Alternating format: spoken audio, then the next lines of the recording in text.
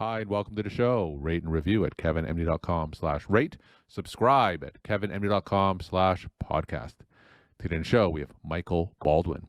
He is a patient advocate, and he's the co-author of the book, Every Memory Deserves Respect, EMDR, the proven trauma therapy with the power to heal. Michael, welcome to the show. Kevin, thank you for having me. So we'll get into your book and a Kevin MD article in a little bit, but first off, just briefly share your story and journey to where you are today.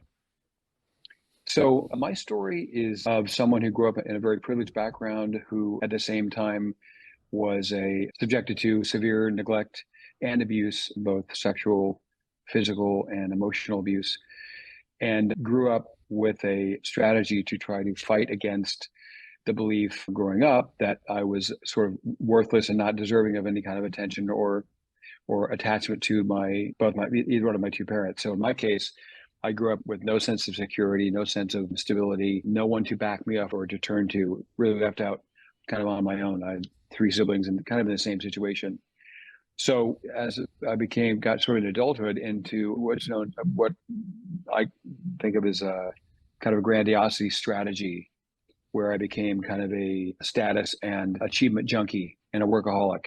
So I had a 35-year career in advertising where it was all about appearance and status and image. Again, guarding against a core belief that I was worthless, which is the deduction that a child, comes to when basically neglected.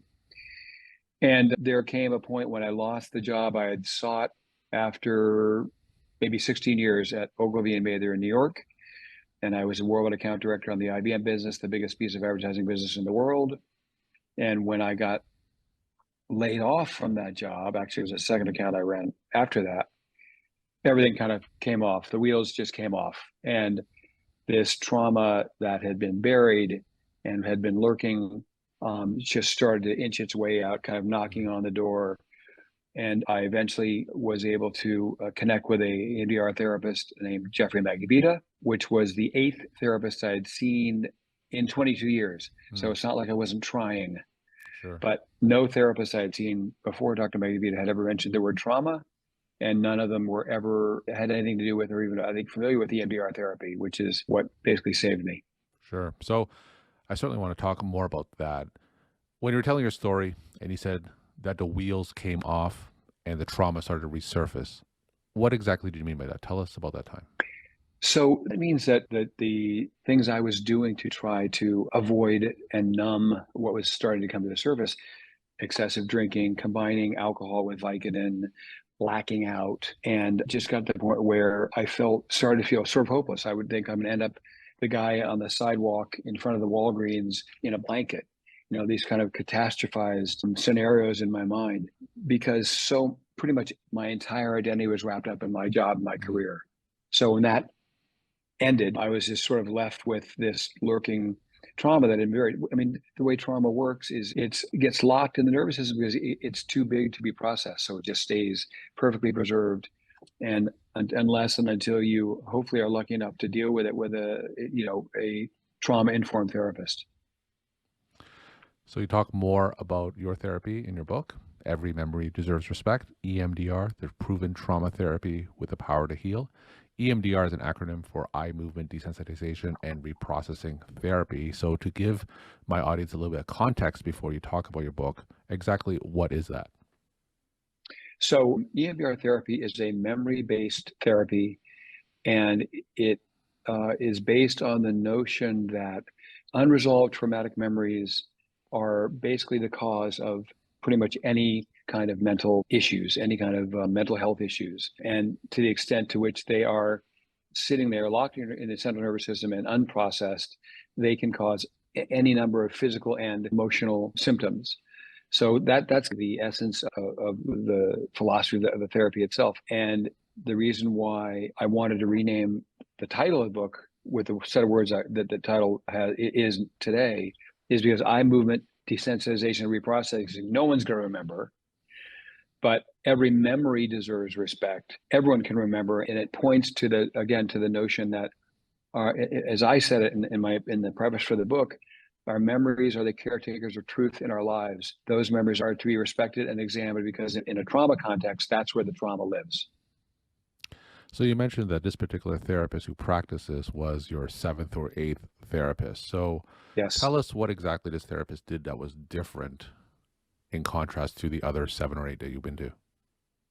So Dr. Jeffrey Magnavita, so just for your audience's benefit, my co-author, Deborah Korn, was not my therapist. She's my co-author and a leader in the EMDR field. I had CBT therapy, I had talk therapy, I had short-term intensive dynamic psychotherapy. I had lots of different types of therapy. None of them offered any kind of substantive or long-lasting relief. From the first moment I saw Dr. Magnavita, I mean, I think he pretty much took one look at me because by the time I got to him, I was at such a low point, and he was a certified EMDR therapist, and I think he knew that he wanted to go right for the third rail, which is trying to touch back into these memories where this trauma lives.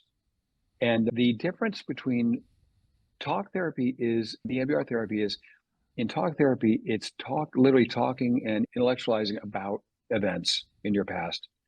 With the EMDR therapy, it's like the best way I could describe it, it's like grabbing the third rail. So you're holding right on to that abuse, that neglect, that divorce, that time, your brother-in-law got killed, the time you were, maybe there's a rape involved or whatever. You are reprocessing those things as if you were in that moment, because the whole point is to go back and be in touch with those emotions and the thoughts and the beliefs that all go with them, as if it were happening when it happened in the first place. What are some samples of questions that the therapist would ask you? Take us into one of those sessions. What were some sample questions that they would ask? So it sort of has to do with what's on your mind, how are you feeling, what's going on with you today. And let's say, for example, I had an episode before I was with Dr. Magnavita, and it was very upsetting. And let's say, you had said something to me that really upset me. Well, that's the starting point, because he can see that there's a level of upset in my face, because they see everything. And the point of EMDR is to try to identify in a process they call floating back, the earliest memory that you have where those same feelings were apparent. And that's how they sort of put their finger on where the trauma started, because an episode that you and I have had in present day isn't really going to be what's triggering me. And again, there's the operative word. It's triggering something that happened a long time ago. And so their job is to see if they can float back to the earliest memory where that same reaction is taking place, and start there with what are you feeling and where do you feel in your body and what's going on. And that's where the bilateral stimulation comes in, which is what Dr. Francine Shapiro discovered in 1987, which is the foundation of the desensitization component of EMDR therapy. So give us a sense of the time course of the therapy, and when did you start feeling that this particular approach was helping? It may sound strange, but I knew that this particular course of therapy was helping the very first time I saw Dr. Magnavita. And what do I mean by that? I had such a profound sense of relief. So he was about 110 miles away from me. So I had to drive a ways from New York City to get to him. And so I opted for extended engagement, which means I would do 2 90-minute sessions back to back, because I knew I would see him, it would take me a while to get up there, and I would see him once a week. So literally after the first time I saw him, where a lot of initial exploration had to do with getting in touch with it's because it started with me pre-verbally neglect and getting in touch with longing and loneliness and feeling abandoned. Those are pretty strong emotions. And I'm talking about them now in his office on that day. There was a lot of emotion coming out of me because I was re-experiencing that.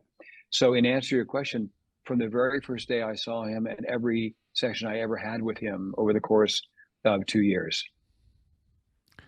And are there any particular conditions that EMDR therapy is best suited to treat? That's a great question. And I wish Debbie were sitting here right next to me, my co-author. There are so many now: anxiety, depression, eating disorders, psychosomatic issues having to do with physical issues, addiction. There's so many that, and again, I'm not speaking just off the top of my head. These are based on, I think, 30 years of evidence-based research that's been done. So now there's a pretty broad, really broad array of symptoms that EMDR has been research proven to be effective in treating. And how does one go about finding an EMDR therapist? So probably the fastest way is if we went to, there's a website, the International Organization of EMDR. It's emdria.org, emdria.org. And right on the very first, on the landing page, there's find a therapist. So you can go and enter your location, the radius you want to search in. You can check whether or not, and I would recommend it, a certified EMDR therapist. You can also check whether you want a consultant who can also advise in case there's no room in a particular practice. You can also check off the insurance that you happen to you take, and see if the provider takes that. So you have a lot of filters you can do, but that's the main place to go if you're looking for an EMDR therapist. So in your book, titled Every Memory Deserves Respect, EMDR, the Proven Trauma Therapy with the Power to Heal, what are some of the other key points that you want readers to come away with? My main one, given my history, is if you yourself or anyone you know, a husband, a wife, a colleague, a son or a daughter, a neighbor, is suffering and may not know why, don't wait. Avail yourself. Go and find an EMDR therapist, because it is, as my co-author often says in any interview we've done like this, in her almost 40 years of experience as a clinician for trauma, and we pretty much live we're having basically a mental health crisis as a planet these days. For trauma, EMDR is the most efficient and effective way of dealing with trauma and PTSD. And she's fluent in pretty much every therapeutic language there is. And that's her definitive stance on EMDR, most effective and most efficient. So if you yourself or anyone you know or care about is suffering, seek out an EMDR therapist and don't wait. Life's too short. Now, in the world of therapy in general, I'm actually not that familiar with it. How common is the EMDR approach? More and more, but I'll tell you, one of the reasons why I wanted to write this book in the first place is because I figured if I had seen 7 therapists over 22 years and no one mentioned trauma and no one mentioned EMDR, there's got to be a lot of other people out there suffering, like I was, who could benefit like I did. So I wanted to get a book out for the lay public. And we have a wonderful publisher named Workman Publishing they published wonderful books for the lay public. And I thought they were a perfect partner for us. And one of the main goals is, it's been around for 30 years. The research speaks for itself. But if I went to a cocktail party in New York, probably 75% of the people there have not heard of EMDR therapy. Although we're making progress. There was a pretty big piece in the New York Times about 3 weeks ago where they interviewed Debbie extensively, and they filmed her in her office. And that was about 5 million people. It was all about EMDR. What is it and how does it work? And Bessel van der Kolk, who was the author of a book called The Body Keeps the Score, basically said there's nothing theoretical. This is what works for trauma. It really works. So we're getting there, but that was the main reason for me to want to do this book in the first place. So as you know, I'm a primary care physician. So if I'm talking to a patient in the exam room, what are some signs, symptoms, or red flags that would trigger me and think, hey, perhaps EMDR therapy would be right for this patient?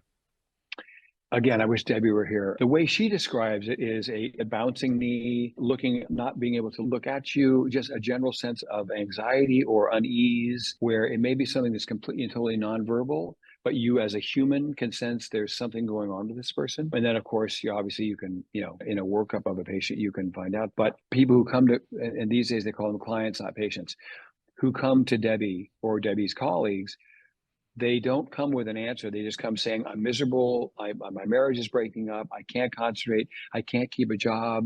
I can't stop drinking. I can't sleep. So she always encourages, and this is one of the things she says at the end of any interview we do usually, which is, don't try to figure anything out. Just bring you and your whole hot mess situation through my door, and we will work this out together. So that's what she always encourages people to do. We're talking to Michael Baldwin. He's a patient advocate. He's a co-author of the book, Every Memory Deserves Respect, EMDR, the Proven Trauma Therapy with the Power to Heal. Michael, what are some of your take-home messages that you want to leave with the Kevin MD audience? I'm going to repeat the one I said earlier, which is, you could argue that at 67, I may have used up maybe 2/3 of the time I've got here. And maybe 25 of those years could have been spent differently had I engaged with someone like Dr. Magnavita in my 20s. And there's probably 45 people I know, friends, friends of friends, children of friends, since I started this book project, who are now seeing EMDR therapists, who had seen other kinds of therapists and then could ask me, could Debbie find someone for me? So they're having transformative experiences, including my own brother, who I grew up with as a bully. We had no relationship until we were in our late 60s, and now we have a wonderful relationship because he went through EMDR, as did I. So I guess I would say, again, if you want the most efficient and effective way to deal with any issues you're having, if you're having them, seek out an EMDR therapist. Don't wait. Life's too short. And how can people reach you? Best way to reach myself or my co-author, Deborah Korn, is through everymemorydeservesrespect.com. And there are articles and videos and resource material and lots of things, including links to the organizations where you can find a therapist. Everything is there. Michael, thank you so much for sharing your story, time, and insight. Thanks again for being on the show. Thank you for having me.